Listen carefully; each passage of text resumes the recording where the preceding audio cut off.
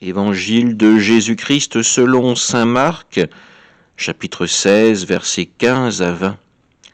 En ce temps-là, Jésus ressuscité se manifesta aux 11 apôtres et leur dit : « Allez dans le monde entier, proclamez l'Évangile à toute la création.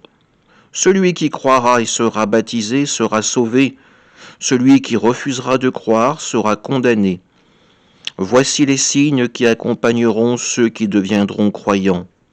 En mon nom, ils expulseront les démons, ils parleront en langue nouvelle, ils prendront des serpents dans leurs mains, et s'ils boivent un poison mortel, il ne leur fera pas de mal.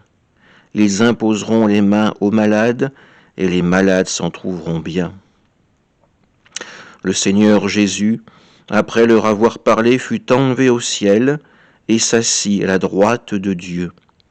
Quant à eux, ils s'en allèrent proclamer partout l'Évangile. Le Seigneur travaillait avec eux et confirmait la parole par les signes qui l'accompagnaient. Acclamons la parole de Dieu.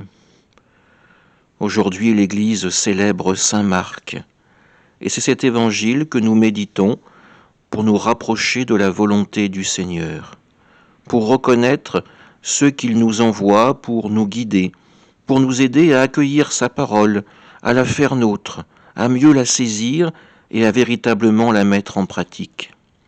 Les envoyés du Seigneur pourront résister à ce serpent qui est le péché, à ces ténèbres qui sont comme un poison pour l'âme. Oui, accueillir le Christ, c'est trouver la force de dire non à Satan, de dire oui à l'Évangile, à cette notion d'amour, de miséricorde et de charité. Ces mots que nous répétons bien souvent, mais qui ont du mal à prendre corps en nous. Demandons au Seigneur la force de les vivre véritablement pour pouvoir les annoncer avec dignité à ceux qu'il mettra sur notre route. Amen.